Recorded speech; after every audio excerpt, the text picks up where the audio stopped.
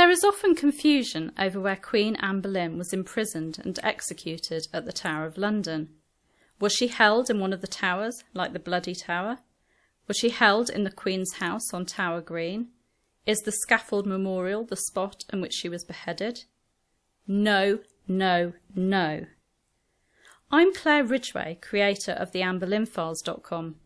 Let me tell you the truth about where the events of May 1536 actually took place. On the 2nd of May 1536, Anne Boleyn was arrested at Greenwich Palace and escorted by barge along the Thames to the Tower of London. She did not enter the Tower by Traitor's Gate, despite what the yeoman warders may tell visitors, but instead, as Queen, was taken to the Court Gate of the Byward Tower, a private entrance. She was met there by Sir Edmund Walsingham, the Lieutenant of the Tower and Sir William Kingston's deputy, and escorted to the Queen's apartments of the Tower's royal palace. Unfortunately, these lodgings are no longer standing, so cannot be seen today. The royal palace, with its great hall and royal apartments, which were renovated for Anne Boleyn's coronation 3 years before, were demolished by the end of the 18th century.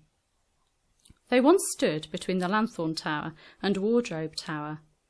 The half-timbered Queen's house, which overlooks Tower Green today, is not where Anne Boleyn was imprisoned. This building was not even built until around 1540, and Anne Boleyn's room, which visitors were once shown, was simply a Victorian invention. Visitors to the Tower are often directed to the modern glass memorial on Tower Green and told that it marks the execution spot. However, we know from contemporary accounts of Anne Boleyn's execution that this is not the spot.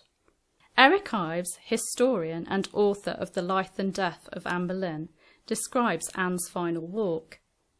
It was a short journey, out of the Queen's lodgings, past the great hall where she dined on the night before her coronation, through the Coldharbour Gate, along the west side of the White Tower, and then the first sight of the scaffold.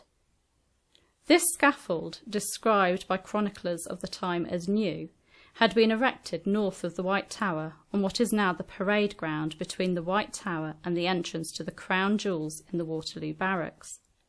The scaffold would have stood at about 3 or 4 feet high and would have been draped in black cloth, surrounded by a crowd of spectators. Anne, dressed in an ermine mantle, an English gable hood and grey damask gown, addressed the crowd. Good Christian people, I have not come here to preach a sermon. I have come here to die, for according to the law and by the law I am judged to die, and thereof I will speak nothing against it. I am come hither to accuse no man, nor to speak of that whereof I am accused and condemned to die. But I pray God save the king, and send him long to reign over you. For a gentler nor a more merciful prince was there never, and to me he was ever a good, a gentle, and sovereign lord. And if any person will meddle of my cause, I require them to judge the best. And thus I take my leave of the world, and of you all, and I heartily desire you all to pray for me. After removing her mantle and headdress, she tucked her dark hair into a cap, and allowed herself to be blindfolded. Jesu, receive my soul. O Lord God, have pity on my soul. To Christ I commend my soul, said this Queen of England, as her head was taken off by one blow of the French executioner's sword. Her body and head were then wrapped in white cloth and carried by her ladies to the chapel of St. Peter ad Vincula in the Tower grounds.